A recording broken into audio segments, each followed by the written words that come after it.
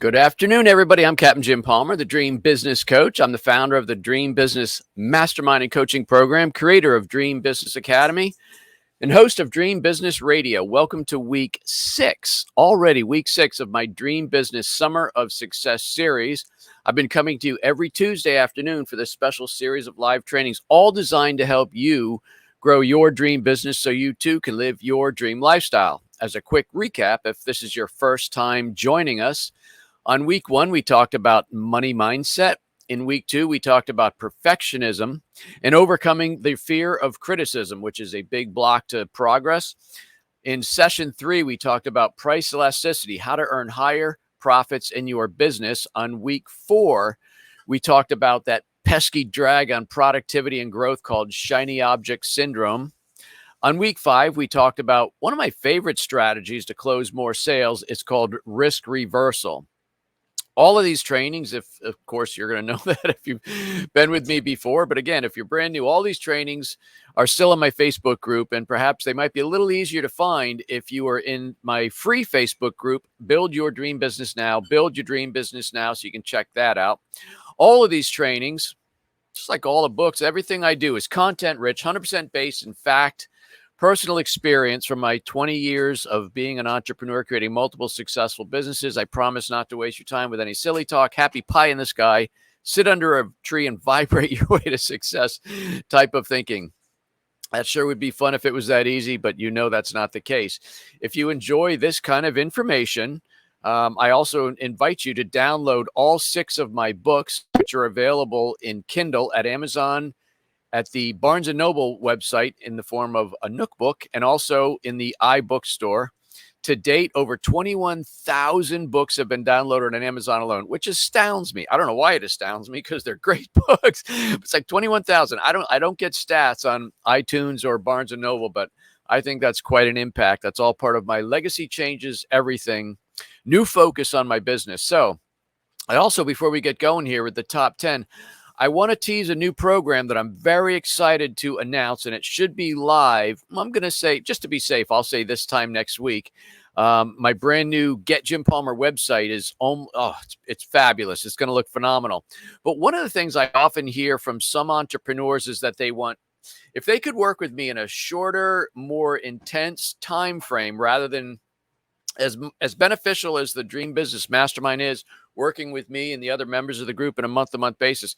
Sometimes you could be new. Sometimes you just want to, you're very successful and you want to launch something new or perfect your brand or do a product launch or something like that. So I created what's called a Fast Start private coaching program. So this is not joining the mastermind. It's private coaching with me. It starts with a half-day consult, then followed up with 2 months of intense coaching. If this sounds intriguing to you, then stand by and I'll reveal that program to you next week. All right. So anyway, I'm going to reveal today Captain Jim's top 10 mistakes that keep entrepreneurs broke, or at least in struggle mode, far too long. Now, some of what I'm going to say, because, I put it out there, good, bad, or otherwise, some of what I'm going to say may be hard to hear. So in my usual style, I'm going to share some humor. Maybe I'll give you some absurd examples to help make the point. But please, if you are truly committed to growing a dream business, if you truly want to achieve financial freedom, which leads to time freedom, do not miss the broader point that people who are high income earners do several things right, and they also do not do a number of things. High levels of success does not happen by accident or luck. High levels of success do not come to people who are nice or kind or even deserving. Other things might come from those qualities, but they're not necessarily big ingredients of an entrepreneur who wants to achieve higher levels of success. It's also fair to say that if you feel like I'm talking directly to you, you're not alone, because I felt that many years ago. I was being mentored by somebody, in a group, actually. And I'm like, I know he's talking to me. So anyway, I've really overcome, I think, all of these mistakes in my entrepreneurial journey. So I'm going to share them with you. Thankfully, as I said, I did overcome them. Very, very blessed to live this amazing lifestyle. So anyway, let's get going. I'm going to go from 10 to 1, kind of like Dave, what is it? Yeah, Dave Letterman, Stephanie saved me there. Dave Letterman should do. Now, all of these aren't necessarily number 10 to number one being they're all important, all right? So let's just get going. Number 10, slow walker. That means you're slow walking everything that's important and it's going to help you grow your dream business. You may be slow walking because it's hard. Maybe it takes a while to do. Maybe there's an investment of time or money, and probably D, maybe it's outside your comfort zone. Some things may help you, but you're slow walking them. Might include publishing a book, launching a podcast, maybe contributing to your blog more than once a year, right? Because it takes a while to write some good content. Maybe learning how to become a speaker or learning how to sell from the stage, which is one of the most important things you can do to double or triple your income. If you're slow walking any of those, I urge you to stop it. All right, number 9, we're going to move right along. It's a double header. It's called out of focus and gross. So number 1, you're focusing on short-term profits and not long-term profitability. And number 2, you're focusing on gross and not net. That's the gross part. Okay. Now, things that will make a difference down the road will likely have a cost now. Now, I think correct terminology is an investment, right? There's an expense, a cost, whatever your language is. But it is called an investment if it's going to produce a return later. Like many investments, they're going to have a short-term, perhaps negative impact on your bottom line or certainly on your cash flow, maybe even your lifestyle. But if they have the potential to make you more money in the long run, you really need to step up and make those type of investments. Second part of this is focusing on gross and not net. If your business grosses $1 million and you have $850,000 in expenses, you have a $150,000 a year business. Some people, I got $1 million business, but you make 150. Conversely, if you have a business that grosses, let's say 350,000, gross revenue of 350, and you have 100,000 in expenses, you have a business that's worth $250,000, 250,000. It's a very big difference. Creating a dream business that supports your lifestyle is all about the net, not the gross. So don't be gross. Number 8, top 10 mistakes that leave entrepreneurs broke or in struggle mode far too long. Number 8, you're trying too hard. Far too many entrepreneurs try to be liked by everyone or perceived to be a good fit for everyone. I can do all of this just in case somebody wants to come in this door instead of focusing on your niche, just in case it works out. This is a fast way not to be respected by anyone, or at least those people who are most important, and those are your paying customers. Focus on those people, and everybody else that may just occasionally like or swat or come by, those aren't important. So stop that. Number 7, I call no C&P. C&P stands for consistency and persistency. You try and do too many things and you might stick with some, but ultimately you have no consistency and you're off to the races chasing the next thing, shiny object that we talked about last week. Now, 2 weeks ago, we talked about shiny object before anything catches hold. Hey, I understand doing a newsletter, print or other. Oh, do an email newsletter. I think doing videos is great. And then I talked, well, Jim, I tried the newsletter business. It didn't work for me. How many issues did you send out? I sent out 2. And I didn't get anything back. I started doing videos. Tell me about the videos you did. I did 3, right? So you have to be consistent, right? The nearest thing to your being persistent in your business is usually trying something every week or month, and that's not going to work. It takes an awful long time to start building the momentum and the credibility and bringing people to you so they understand who you are and what you do. So you got to have more C&P. Number 6, we're already at number 6. We're doing great. I call it ROI madness. Too many entrepreneurs have a free traffic mentality. And what I mean by that, a free traffic in the online world is, well, you can post to Facebook or LinkedIn. You can post to your blog. You can do a lot of things that have no actual cost. But there's paid traffic, which means you could be Google AdWords, or you could do Facebook ads. You could do LinkedIn ads, things like that. So you're investing in paid traffic. Now, if you were to invest in a paid traffic campaign, you should likely, if it's done right, get 5, 10 times more people coming to you than just a generic post. That's what I mean by expecting paid traffic results with a free traffic mentality. So if you post to your blog, or if you tweet, or you share something on Facebook, and you think that's going to bring a bunch of people to you, it's probably not going to work, right? So you need to step up. Number 6, you're too eager to get married. Well, what in tarnation is that about? If someone likes a Facebook post or they comment, like let's say you share some of your brilliant wisdom. Oh, I love this. You're spot on. You reach out to a private messenger. Hey, I saw you like my post. Would you like to join my very expensive program, right? LinkedIn is notorious for this, by the way. So many people reach out, and I'm sure there's a logarithms, all kinds of programs. Hey, I saw your profile. Very interesting. I like what you do. I would like to connect with you. Okay. You're an entrepreneur, small business owner. I'll connect. Literally at the speed of lightning, I have something in my LinkedIn inbox that says, hey, Jim, I'm glad we connected. By the way, I've been having a lot of success with weight loss for men over 50 or somebody the other day actually said, hey, it's great to connect with you. Have you ever thought of being a coach? Obviously, they don't know who I am or don't know my profile. So it's just an automated thing. Now, in some cases, one argument might be, well, it must be working for some. I, Personally, for me, I don't want to blind people like that and send out thousands and thousands of connections and hope that you might get a few. I just would rather not do that. But so anyway, that's one thing. Don't be too eager to get married. There's a big thing. I learned this from my mentor, Dan Kennedy. Slow down the sale. You don't go meet somebody at a networking event and automatically invite them to go on vacation with you, for heaven's sake. So get a chance to get to know them, see what their needs are, see how you might be able to help them. Number 5, we're down to number 5, and it's called thinking too damn big. That's right. Sometimes thinking too big actually it inhibits any growth or action on your part. What do you mean by that, Jim? Well, thinking that you need to make an impact in the universe or the planet or the world or my country, whatever it is, if you focus on, I need to have a big impact, it's like, how do I do that? And in reality, it's just as important to have an impact, whether it be, in your own personal life, in your family, in your community, your church, or just town, whatever. Not everybody is cut out to be a world changer or a world leader, right? I've actually talked with some prospecting clients for my coaching program, and they'll say, Jim, I need to have about a 2% response for the potential audience for me to be successful.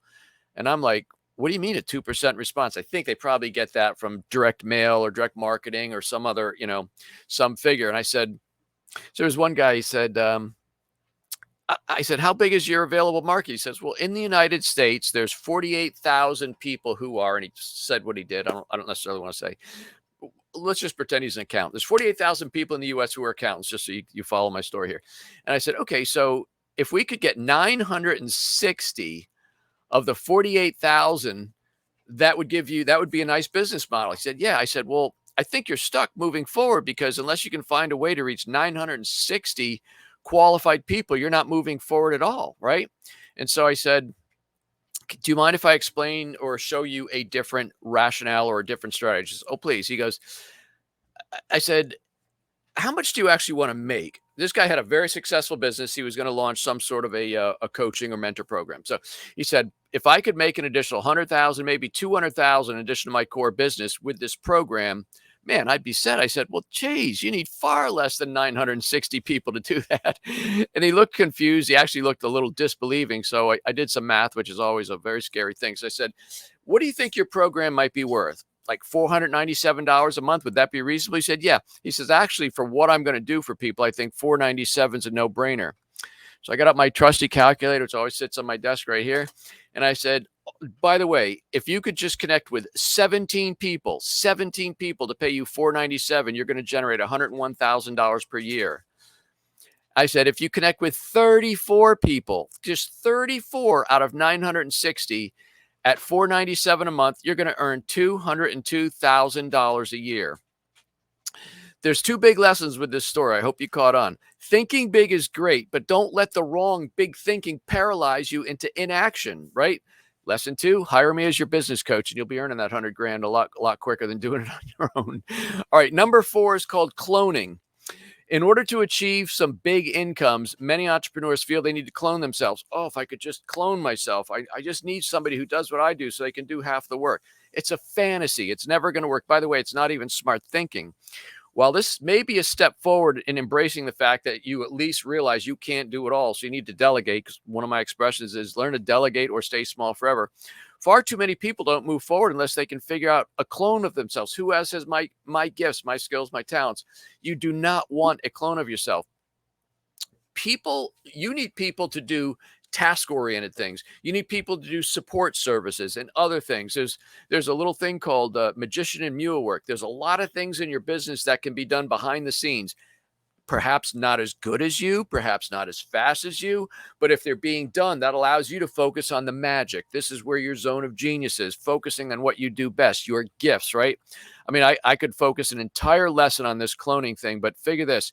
If there's something that you can hire somebody, and I don't mean you don't even have to have an employee. If you can find a virtual assistant, maybe you pay them between $20, $30 an hour, maybe $50 an hour or more, and you do that kind of work yourself, you know how much you're worth? You're not worth $100, $200, or $400 an hour. You're worth $20, $30, or $50 an hour because you're doing that kind of work. You need to get out of that kind of work. All right. So stop trying to clone yourself. Learn how to delegate and have things get done for you so you can stay in your zone of genius. All right. Number 3, we're down to 3. Your feelings. I think people are giving way too much weight to their feelings. And what I mean by that is you feel like you're not ready to jump, and therefore you don't jump, you don't act. What in reality, if you jump in the deep end of the pool, you're going to learn how to swim pretty fast, are you not? Or if the expression is jump off a cliff and learn how to fly on the way down. When you're trying to do something big in business, it is likely something you've never done before. When you do something you've never done before, it's outside of your comfort zone, outside of your wheelhouse, so you have some trepidation. I get that. But if you're waiting until you feel ready before you pull the trigger, you're never going to pull the trigger because you won't feel ready because you've never done it. See, that's Psychology 101. You need to act before you're ready. Get as much information as you can, pull the trigger, and then move forward. Course correct as you go. It's awful hard to learn how to bike that's not moving forward. Number 2, we're down to number 2. You treat your business like a job, all right? You just happen to own the business. Well, I'm the founder, CEO, and as I like to say, chief muckety muck of my business. But it's a job to you. You just happen to own it. Now, the difference between ownership mentality and a true entrepreneur, wealth creation, building entrepreneur. So employees, they believe that the owner should invest in the company. Employees believe that they should be treated a certain way. As a business owner, it's 100% on you. And at some point as a business owner, you need to realize that your business is an asset. An asset is worth investing. It's worth leveraging, right? So a job is not something that you invest in. On the other hand, a business is something you invest in. It can produce a very nice income if you follow my advice. It can produce a very nice financial freedom, help you pay down debts. It can become an asset for worry-free retirement. It can do so much, but if you treat it like a job and you're just doing little baby steps because it really is your job, you need to protect your job, you're forever going to be in struggle mode. So you need to stop that. We're down to number 1. Boy, I should have a bell. Ding, ding, ding. So number 1 is just say no. Nope, I'm not going back to the days of Nancy Reagan saying just say no to drugs. This has to do with your inability to just say yes, right? To pull the trigger. Oh, I should also have my book here to hold up. Oh, well, too busy today. Just say yes. You need to be able to pull the trigger when you have an opportunity. You do your due diligence. If it looks like it's going to move you forward, it's going to help you accomplish your goals, boom, you move forward. You just say yes. Too many entrepreneurs, they don't have an understanding of where they are and where they're going and what it's going to take to get there, right? Sometimes the solution is right in front of you and it can fast track your way to success, but they can't get themselves to just say yes. That was actually the name of my 6th book. When I wrote Decide, which kind of the ultimate entrepreneurial brain box master book for your mindset, I thought that was my last one. When Stephanie and I over 4 years ago bought this big boat, we've never driven a big boat before. We've never lived on a boat before. We've never been in the Atlantic Ocean except on a ferry when I was a kid going to Martha's Vineyard. But we learned how to do that. And I realized, wow, there's some similarities between what we're doing in our private life, personal life, and what entrepreneurs who are growing do. You have to say yes, go figure it out, be safe, but keep moving forward. Keep stepping outside your comfort zone. Okay, so one of the memes I often share is, are you playing not to lose or are you playing to win? These are completely polar opposite strategies and produce entirely different results for entrepreneurs. Playing not to lose means you're not only making small, safe bets, but small, safe bets that won't hurt too much if they don't work out. Well, guess what? Nobody's going to pay off. Nobody's going to get all their chips and push them into the middle of the table if you're only pushing in like $2 chips, right? You got to push in the $25 or the $50 chips if you're going to win big. 320. I'm going to share a couple more things with you, and then we're gonna sign out. So I'm going to end this top 10 coaching with a few characteristics of high performers and high income earners. Hopefully you now understand the top 10 mistakes that people make that keep them broke and struggle too long. I hope you're not making them. And if you are, I hope you fix those. Here's a couple characteristics of high income earners, right? See how you do with this. Number one, they delegate and accept that a great team doing things for them 80% as good as them is far better than you doing everything yourself. They focus on high revenue generating activities. They don't shy away from hard choices. It's just business. Number four, when they see an opportunity, they act swiftly and decisively and let the chips fall where they may. But most likely, it seldom hurts as bad as you think it might because you course correct as you move forward. Number five, they never outgrow the need to work with a coach or mentor. Number six, they're immune to criticism. We talked about that, I think, in week 3. They don't pollute their success mindset with negative BS. Protect what goes in here, just like you protect what goes in your body. They define success on their own terms.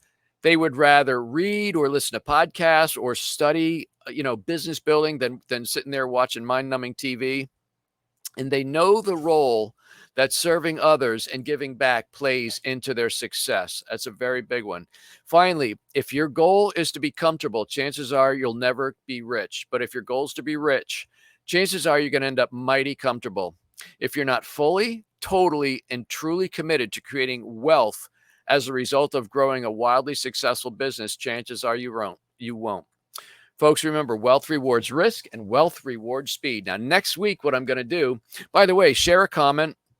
I'm very, very focused as I deliver these, so I'm not looking at the Facebook or anything. I hope you're liking this. Please give it a thumbs up or a like.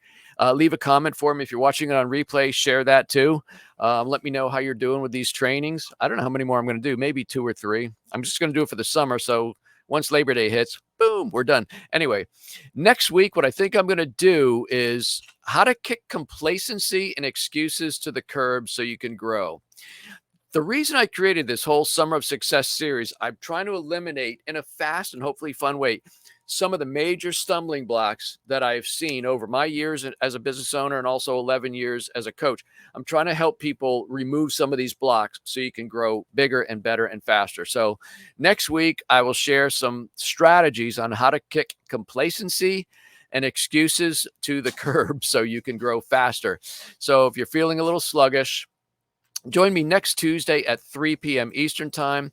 As usual, folks, if I can help you with your brand, if I can help you with marketing, mastering your mindset, check out the Dream Business Mastermind. You can do that at dreambizcoaching.com, dreambizcoaching.com. It's the absolute best mastermind on the planet for growth-oriented entrepreneurs. If you'd like to spend a half-day consult with me and 2 months of intense coaching, stay tuned for a big announcement next week.